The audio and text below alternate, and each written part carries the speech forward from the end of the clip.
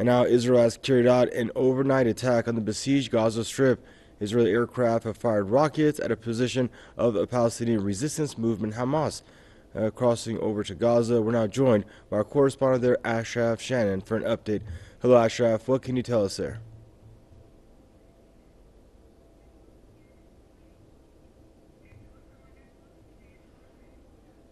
Okay, Ashraf, do we have you? Can you hear us, Ashraf?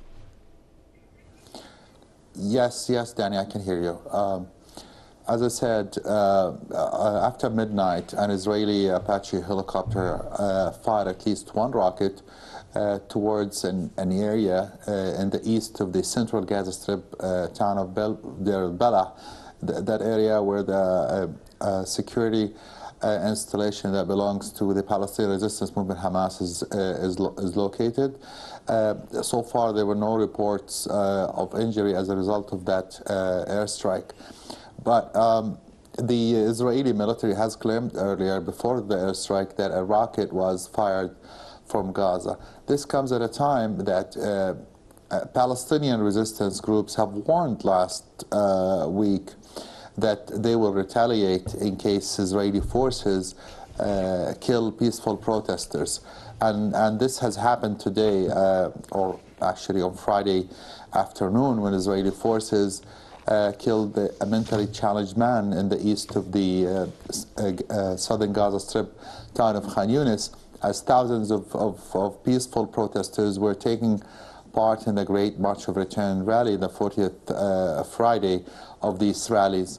And it was evident that Israeli sharpshooters were there to kill and maim the protesters, because all of those who were shot with live ammunition, and dozens were also hurt by inhaling what medics call poisonous tear gas.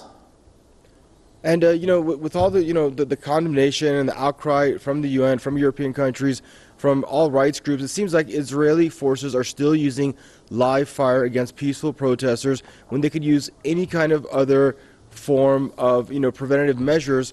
Why are they resorting to live fire? And we've heard, you mentioned mentally disabled, physically disabled journalists, medics, children being gunned down there in the so-called buffer zone. Well, basically, Israel's use of excessive and deadly force against peaceful protesters is part of the mentality of the forces of the Israeli regime. They've been doing this for over 7 decades under the watchful eye of the international community.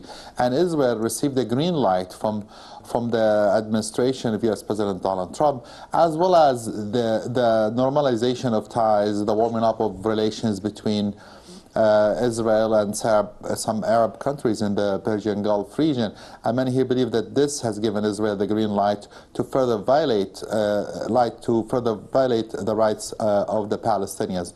We're talking about here, not only they're using live ammunition to target the people, they actually use methods that are used worldwide to disperse protest, to kill people. They use tear gas, they fire tear gas directly towards people's faces and upper limbs of the protesters to maim them and kill them, and we saw that almost every Friday.